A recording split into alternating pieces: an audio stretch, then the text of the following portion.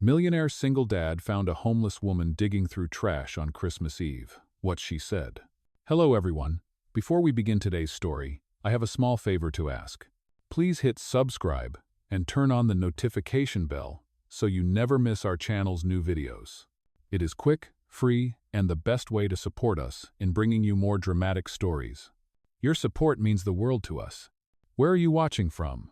Drop your city or country in the comments below. Thank you very much. Now, let us return to our main character. It was Christmas Eve in New York City. The streets were dusted with white powder, the air sharp enough to sting the skin. Storefronts glowed with golden lights, and the smell of roasted chestnuts drifted from the corners.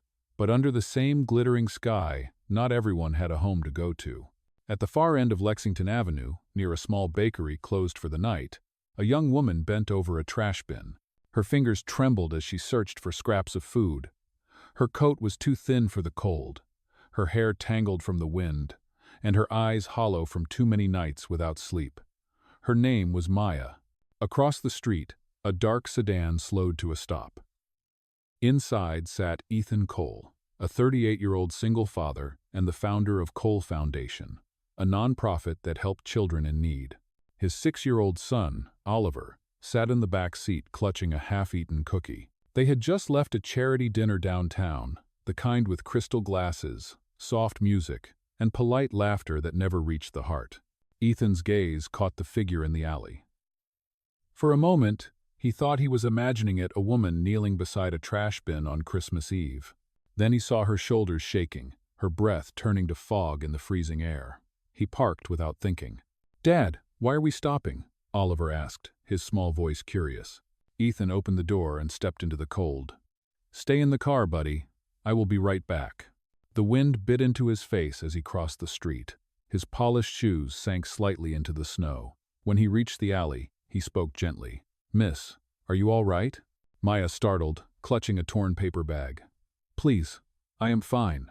I am not stealing. I just thought there might be something left." Ethan glanced at the bakery window, dark and empty, then back at her trembling hands. He took off his wool coat without hesitation and placed it over her shoulders.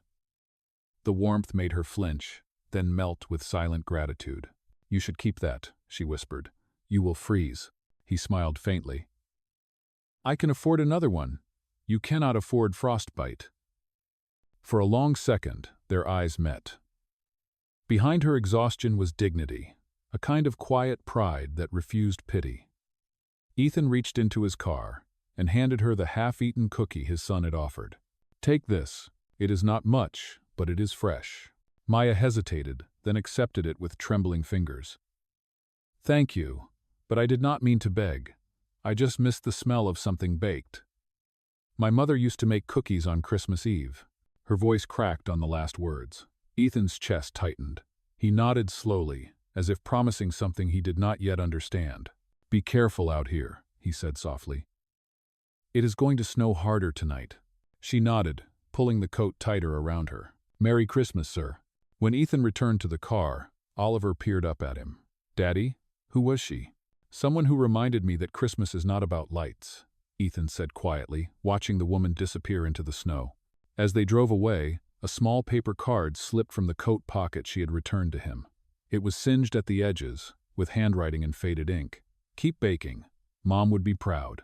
He stared at it for a long time, the city lights blurring through the windshield. He did not know why that line felt like it belonged to him now. Outside, snowflakes kept falling slow, endless, silent. And somewhere in the storm, a story had just begun. The next morning, gray clouds hung low over the skyline. The city was quiet after the storm, the streets coated with a thin crust of ice that cracked under each step.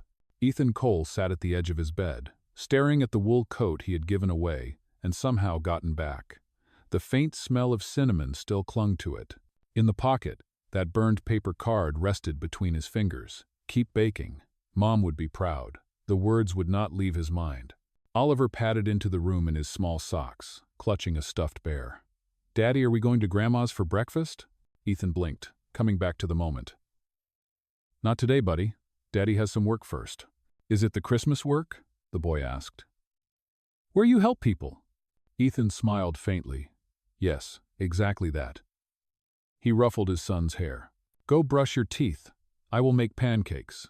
But even as he said it, his thoughts were elsewhere out in the cold, where a woman in a torn coat had thanked him with eyes that looked far older than her years. Across town, Maya awoke on the narrow cot of a church shelter. The heater hummed weakly, and the scent of old wood filled the air. She pulled Ethan's coat around herself, whispering a silent thank you for its warmth. Her reflection in the small mirror above the sink startled her. She looked like a ghost of who she once was, before the fire, before everything she owned turned to ash. Her hand brushed against the pocket. Empty. The card, the one from her mother, was gone. Panic struck her like a punch to the chest. No, no, please. She turned the blanket, searched under the cot. Nothing. Tears welled up, freezing before they could fall. It had been the last thing her mother ever wrote to her. She pressed a palm over her mouth, forcing herself to breathe. It is just a thing, she whispered, though her voice trembled. It is just a thing. Outside, volunteers were serving breakfast soup and stale bread. Maya forced herself to smile and help them distribute it. She had promised herself that as long as she could stand, she would not stop working, not stop trying. That was the one piece of dignity she had left. By late morning, the snow began to melt. Ethan drove through the city to check on the Cole Foundation's holiday outreach program. He was supposed to inspect the soup kitchen downtown, a place he had funded but rarely visited in person. As he stepped through the door, the warmth hit him first, then the sound of laughter. People stood in line for meals, and volunteers moved between tables with steaming cups of coffee. Then he saw her, Maya. Her hair was tied back, her sleeves rolled up, her cheeks flushed from the heat of the kitchen. For a heartbeat, Ethan thought he was mistaken. But when she turned, their eyes met. Recognition flared on both faces. She froze, the ladle trembling in her hand. You. I could say the same, he replied softly. You work here? Sometimes, she said, looking away. They let me help for food. Ethan stepped closer. You lost something last night. He reached into his pocket and pulled out the card. Her breath caught. You found it, she whispered, taking it as if it were glass. She held it to her chest. Thank you. I thought it was gone forever. Ethan studied her face. Beneath the exhaustion was strength, not bitterness. You bake, he said, remembering her words in the alley. Used to, she murmured, before my shop burned down, before I could not afford another oven. He hesitated, then extended his hand. Come by the foundation tomorrow. We are organizing a holiday event. We could use someone who knows her way around a kitchen. She looked at him, uncertain. You do not have to help me. I know, he said simply. But I want to. From the back of the hall, Oliver's small voice echoed. Daddy! Daddy! They have cookies! Maya blinked, surprised. He is your son?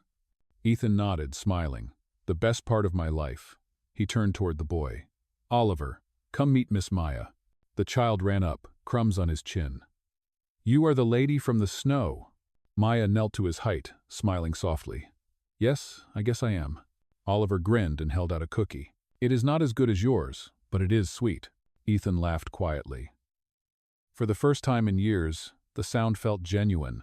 The three of them stood there amid the chatter and warmth of the shelter, one man who had too much, one woman who had almost nothing, and a boy who believed kindness could fix the world. Outside, the gray clouds began to break. A shaft of sunlight slipped through the window and touched the worn paper card in Maya's hand. She looked at it and whispered, Maybe Mom was right. Ethan tilted his head. About what? That kindness always finds its way home. And for the first time that winter, Ethan believed it might be true. That night, the snow returned soft and slow, like the sky was sighing. In the corner office of the Cole Foundation, Ethan stood by the window, watching flakes swirl under the streetlights. The city below sparkled, but he felt strangely restless. On his desk lay the burned paper card, now pressed between 2 pages of a notebook. He had read it at least 10 times. Keep baking. Mom would be proud. He did not know why it moved him so deeply. Maybe because it spoke of something he had forgotten the pride of creating, not just earning. The thought of Maya's quiet strength stayed with him. How could someone who had lost everything still look so alive when she helped others? The next morning, the foundation's kitchen buzzed with activity. Volunteers prepared trays of food for the Christmas dinner that would feed hundreds of families. When Maya arrived, her hair still damp from the cold, heads turned. Ethan noticed the way she tucked her hands nervously into her sleeves as she entered. "Good morning," he greeted, walking toward her. "I am glad you came." "I promised I would," she said softly. "Where do you need me?" He led her to the counter where the baking supplies were stacked. "You can start here. Flour, sugar, cinnamon, whatever you need. We will handle the rest." Maya ran her fingers across the bags of flour, her eyes brightening for the first time in months. "I can make something simple," she murmured. "Apple pie, my mother's recipe. It is not fancy, but it feels like home." Ethan smiled. "Home sounds perfect." Hours passed. The air filled with the smell of butter and spice. The volunteers laughed as Maya gave them gentle instructions, showing them how to cut apples thin, how to crimp the dough edges with care. She moved differently in that kitchen, steady, graceful, alive. Ethan found himself watching from the doorway, quietly amazed. Oliver sat on a stool nearby, dusted in flour and giggling as he tried to roll the dough. "Miss Maya, is this right?" he asked. She laughed. "Almost, little chef, but you have to be gentle, not fight it." "Oh," the boy frowned in concentration, then managed a perfect circle. Ethan clapped. "Looks like we found your calling, son." The moment was simple, but it tugged at something deep in Ethan's chest. He had not seen his son laugh that freely since his wife passed away. He realized he was smiling too. Later that evening, when the last pie was set in the oven, Maya leaned against the counter, wiping flour from her hands. "I almost forgot what this feels like," she admitted. "What does it feel like?" Ethan asked. "Purpose," she said after a pause. "Like maybe I still belong somewhere." He wanted to tell her that she did, that she had brought more warmth into the building than all the Christmas lights combined, but the words caught in his throat. "Instead," he said, "you should know something. We are planning to open a small bakery under the foundation's name, a training program for women who need a second chance. I would like you to help run it." "Oh," Maya's eyes widened. "Me? But I have no address, no papers, no—" "You have heart," Ethan interrupted gently. "That is what matters." She looked down, her voice trembling. "I do not know what to say." "Say yes," Oliver chimed in, holding up a piece of pie. "Then you can make these every day." Maya laughed through the tears forming in her eyes. "Yes," she whispered. "I will try." As the clock neared 9, the pies cooled on the windowsill, and the city glowed in the distance. The volunteers had left, and only Ethan, Maya, and Oliver remained. The warmth of the ovens lingered, wrapping the room in comfort. Ethan poured 2 mugs of coffee and handed one to her. "You know," he said quietly, "I think your mother would be proud." Maya blinked, startled. "You remembered?" He nodded. "It is written on the card, and I think she was right. You never stopped baking, not really. You just needed a place to start again."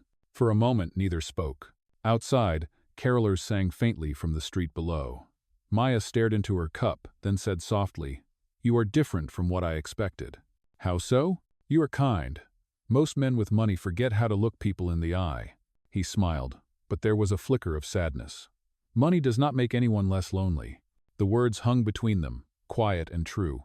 In that stillness, something unspoken passed a recognition, a warmth neither of them had expected.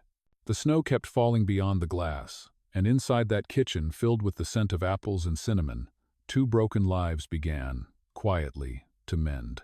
The following week moved quickly. The Cole Foundation kitchen had become the heart of the city's Christmas spirit. Every day, more volunteers arrived to help, drawn by the smell of fresh pies and the laughter that now filled the room.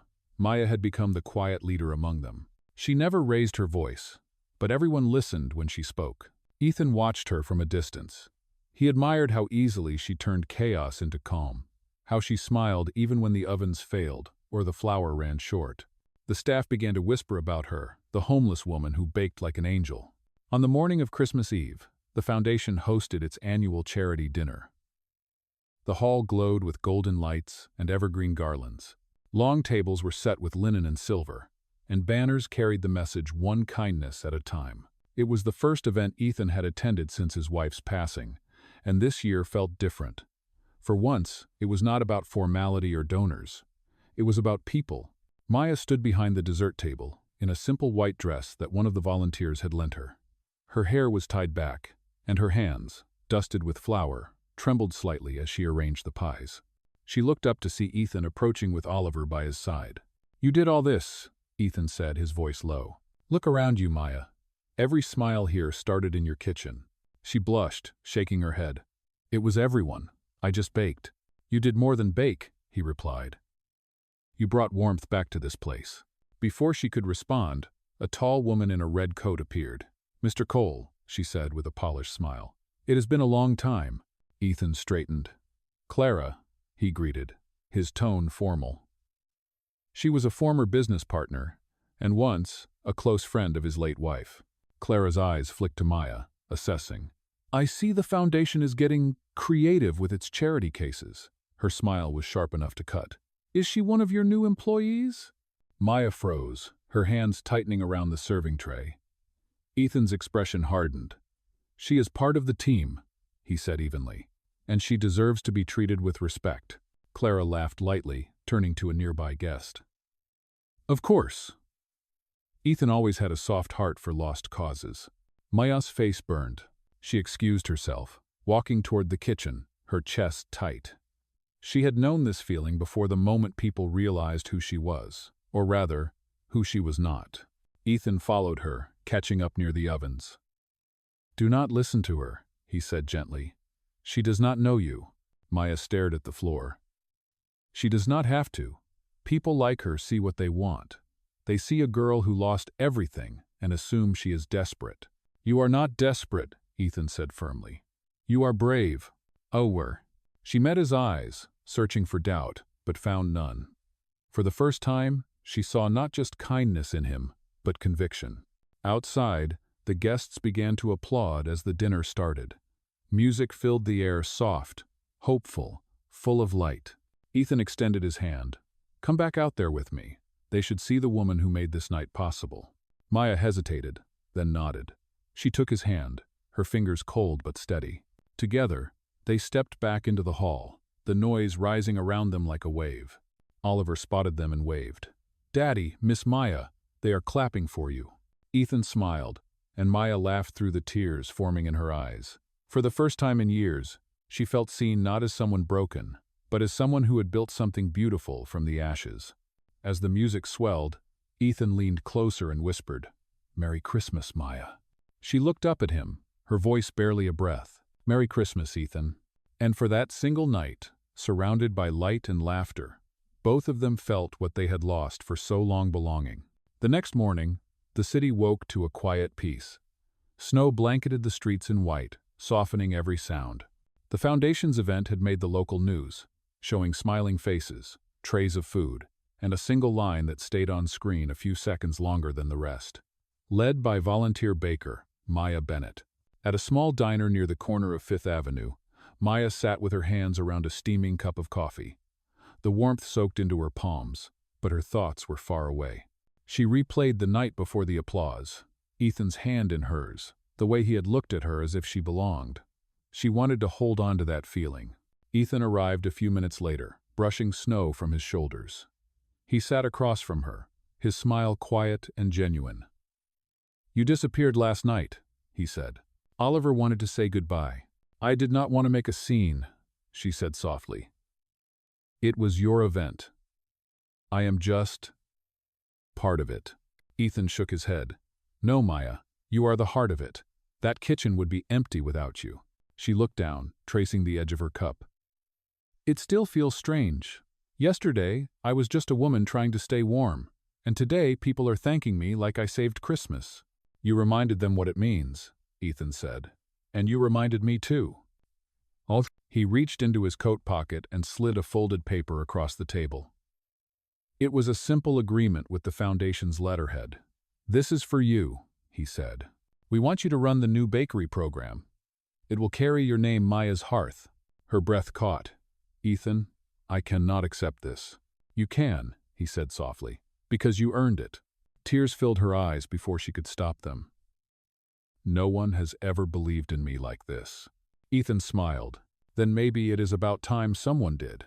For a long moment, neither of them spoke. The diner's radio hummed a soft carol. Outside, a man brushed snow from the sidewalk, and the city kept moving. But inside that booth, the world had paused. Maya reached across the table and placed her hand over his. "Thank you, Ethan, for everything." He covered her hand with his own. "It is not charity, Maya, it is faith. You gave this city warmth again. Now let us build something that lasts." Odem. And as the morning light spilled through the window, Maya finally allowed herself to believe in something she had almost forgotten: hope. Weeks passed, and winter began to fade. The Foundation's new project, Maya's Hearth, was no longer just an idea on paper. It was becoming real, a warm space, with sunlight streaming through wide windows, the scent of bread and cinnamon filling the air. Maya worked harder than anyone, arriving before dawn and leaving long after dark. She cleaned, painted, and baked beside the other women who had joined the program. Ethan stopped by almost every day, not as a boss, but as a quiet supporter. Sometimes he brought Oliver, who would sit on the counter swinging his legs, covered in flour, while Maya taught him how to knead dough. Those afternoons felt peaceful, ordinary in the best way. One evening, as Maya was closing up, she noticed a black car parked across the street. A man in a gray suit leaned against it, watching the bakery with a cold, practiced stare. When their eyes met, he stepped forward and spoke through the door. "Maya Bennett?" Her chest tightened. "Yes. Can I help you?" "I am from the bank," he said flatly. "You still owe for the fire damages at your old property. The claim was never cleared. There is an outstanding balance." Maya's voice shook. "That was 3 years ago. The insurance expired before the claim was processed," he interrupted. "Unless it is paid, your wages can be garnished. You may even lose this place if your name is attached to it." He handed her a document and left before she could respond. When Ethan arrived the next morning, he found her sitting on the floor beside the ovens, the paper crumpled in her hands. "Maya, what happened?" She handed him the notice, unable to speak. He read it, his jaw tightening. "This cannot be right. We will fix it." But she shook her head. "No, Ethan, I cannot let the Foundation be dragged into my past. It is my mess. I should walk away before it gets worse." Ethan crouched beside her. "You are not walking away from anything. We started this together. Let me help." Her eyes filled with tears. "I am so tired of being someone who needs saving." He reached out, lifting her chin gently. "Then stop thinking of it as being saved. Think of it as being seen." For the first time since the man left, she exhaled. The fear did not vanish, but it eased. She nodded slowly. "All right, we will face it together." Outside, rain began to fall against the windows, washing the last traces of snow from the street. Inside, the ovens glowed, and the faint smell of fresh bread filled the air like a promise.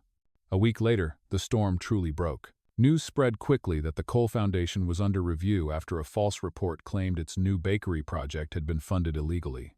The accusation came from an anonymous source, but Ethan knew immediately who it was. Clara, his former partner, had connections in the city's financial board. She had always despised the idea of turning profit into compassion. That morning, reporters crowded outside the Foundation's entrance. Cameras flashed as Ethan guided Maya through the doors. She could feel the tension in every step, the eyes watching, the whispers spreading. On one screen, a headline scrolled in bold letters: "Homeless woman at center of charity scandal." Maya's stomach twisted. "Ethan, they are going to destroy everything you built." He stopped and turned to her. "No, Maya, they are not destroying it. They are testing it. The truth will stand." Inside, the staff looked frightened. Papers were scattered across desks, phones ringing nonstop. Ethan's lawyer waited in the conference room with documents from the board. "They are freezing your accounts until an investigation is complete," the lawyer said. "And they are questioning the legitimacy of the bakery ownership." Maya's face went pale. "That means the women will lose their jobs. The training will stop." Ethan clenched his fists. "Not if I can help it." He faced the board meeting that afternoon, with cameras lining the hall. Clara stood at the far end of the table, her expression cool. "You have blurred the line between charity and personal attachment," she said smoothly. Perhaps the public deserves to know where their donations truly go. Ethan met her gaze. They go exactly where they should to people who need a second chance. To someone like Maya Bennett, who has done more good for this city than your arrogance ever could. The room went silent. Clara smiled faintly, pretending to be amused, but her eyes flickered. "Touching speech," she said. "But passion will not clear your name." Ethan opened a folder and laid down documents. "No, truth will. Here are the bank records, the board approvals, and the city permits. All legitimate, every cent accounted for." The chairwoman of the board leaned forward, reading the papers. "It appears everything is in order," she said. "We will issue a public correction." "Apply." Clara's composure cracked, her smile stiffening. She turned sharply and left the room. When the session ended, Ethan stepped outside into the flash of cameras again. Reporters shouted questions, but he ignored them. Instead, he looked toward Maya, who stood at the bottom of the steps holding Oliver's hand. The boy waved, and Ethan's resolve softened. Later that evening, at the bakery, Maya was still shaken. "I never wanted to cause you trouble," she said quietly. "If I had stayed invisible, none of this would have happened." Ethan placed his hands on her shoulders. "If you had stayed invisible, this city would have lost its light. You gave people something real, Maya. You gave me something real." Her eyes shimmered with tears. "You could have lost everything for me." He shook his head. "I would lose every title before I let anyone shame you for your past." Oh. For a long moment, the only sound was the hum of the ovens and the faint laughter of Oliver in the next room. Then Maya stepped closer, her voice trembling. "You did not just defend me, you believed in me. No one has ever done that." Ethan smiled softly. "Then maybe it is time someone did." Outside, the rain had stopped. The city lights reflected on the wet pavement, glowing gold and silver. Ethan took her hand, and in that simple gesture, all the noise and judgment of the world fell away. The scandal would fade, but what remained their courage, their bond was something no headline could ever touch. Spring arrived quietly, washing the city in soft light. The bakery windows stood open now, letting the scent of cinnamon and sugar drift into the street. Every morning, people lined up, early construction workers, mothers, office clerks, and children, all drawn to the warmth that Maya's hearth promised. What had begun as a small act of kindness had grown into something far greater, a place where broken lives could begin again. Inside, Maya arranged loaves on the counter while Oliver stacked boxes beside her. He had become her little helper, proud to wear his apron that read Junior Baker. Ethan entered through the side door, carrying a basket of flowers. "You have customers waiting before sunrise," he said with a grin. Maya laughed. "That is a good problem to have." She looked around at the walls, painted soft yellow, the sunlight touching the framed photographs of the women who had finished their training. "It feels different now, like the city is breathing again." Ethan set the flowers down. "You did this, Maya. You turned a shelter into a home."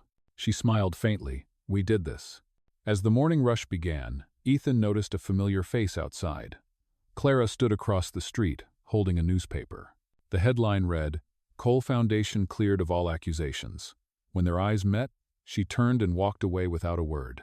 For Ethan, it was closure, nothing more. He had no space left for resentment. Later that day, the bakery hosted a small celebration for the women who had completed their first training program. There was laughter, applause, and the smell of freshly baked bread filling every corner. Maya stood at the front, her hands trembling slightly as she thanked everyone. "A few months ago, I was sleeping in a shelter," she said. "Now, I wake up to the sound of ovens and people who believe in me. This place is not mine alone. It belongs to every person who thought they were too far gone to begin again." The crowd clapped, and Ethan felt his chest tighten with pride. When the music began, Oliver pulled Maya toward the center of the room. "Come on, Miss Maya, you have to dance." She laughed, spinning the boy in a slow circle before Ethan joined them. For the first time in years, his laughter sounded free, full, and unguarded. The sunlight poured through the windows, reflecting off the silver trays like tiny stars. As the evening drew near, the last guests left, and the bakery quieted. Ethan helped stack chairs while Maya wiped down the counter. She turned to him, her expression soft. "You kept your promise," she said. "You said we would face it together." He looked at her for a moment, then reached into his pocket and pulled out the old burned card. "I kept this," he said. "It reminded me of who you are, and who I want to be." Maya's eyes glistened. "That card survived a fire. Maybe it was meant to find you. Or maybe," Ethan said, "it was meant to bring us both home." He placed the card in her hand, and she held it like something sacred. The ovens hummed quietly in the background, the air warm with the scent of bread and vanilla. In that calm, they did not need grand words. The silence spoke enough of second chances, of faith restored, and of a love that had grown not from wealth, but from kindness. Outside, twilight settled over the city. The sign above the bakery glowed softly in the dark. Maya's Hearth, a place to begin again. 1 year later, the city once again dressed itself in lights. Snowflakes fell softly, catching on the edges of lampposts and the laughter of children. Inside Maya's Hearth, the ovens glowed with a steady golden warmth. The bakery was busier than ever, but it no longer felt hectic. It felt alive, like a heartbeat. Maya stood by the window, watching the snow. Her hair was pinned up, her apron dusted with flour. On the counter beside her sat a framed photograph, one taken the night of their first Christmas dinner, surrounded by smiling faces and glowing candles. Beneath it, the same burned card lay in glass, its faded ink still clear. "Keep baking. Mom would be proud." Ethan entered quietly, brushing snow from his shoulders. "It smells like home in here," he said. She smiled without turning. "It is home now." Oliver ran in from the back room, his cheeks red from the cold. "Dad, the cookies are ready, and Miss Maya says I can help decorate the tree this time." Ethan laughed. "Then we had better hurry before the frosting disappears." They began setting up a small Christmas tree in the corner, the scent of pine mixing with sugar and cinnamon. Customers paused to watch, smiling at the simple joy of it. The bakery sign glowed outside, a beacon in the early dusk. When the last customer left, Maya wiped her hands on her apron and turned to Ethan. "It has been a long year," she said softly. "I still cannot believe how much has changed." He stepped closer. Change happens when brave people stop running from hope. "Oh." She looked up at him, her eyes reflecting the tree lights. "You taught me that." Ethan shook his head. "No, you reminded me. You showed me that kindness is not weakness. It is strength." He reached into his pocket and pulled out a small velvet box. Maya froze, her breath catching. Ethan opened it to reveal a simple silver ring, shaped like a small ribbon of light. Inside the band, a single word was engraved. "Home." "Maya Bennett," he said softly. "You gave me back my faith, my family, and my heart. Will you marry me?" Tears filled her eyes before she could answer. She nodded, laughing through them. "Yes. 1,000 times yes." Oliver cheered, clapping his hands. I knew it would happen before Christmas." Ethan slipped the ring onto her finger. The bakery lights shimmered around them, and for a moment, the world seemed perfectly still. Outside, the snow continued to fall, slow and peaceful, covering the city in white. Maya rested her head against his shoulder. "Do you think my mother would be proud?" she whispered. Ethan smiled. "I know she would be." She reached for the framed card, tracing the words with her fingertip. Then she placed it back beside the register where everyone could see it. "This belongs here," she said. "It started everything." He nodded. "And it will remind us what matters most." Oh. As midnight neared, the bakery windows glowed like lanterns against the dark. Inside, laughter echoed gentle, real, and full of life. A voiceover closed the night. Sometimes, one small act of kindness can rewrite an entire story. Not because it changes the world, but because it changes a heart, and that is where every miracle begins. And as snow fell over New York City, Maya's Hearth stood shining, a symbol of second chances, of love found not in perfection, but in grace.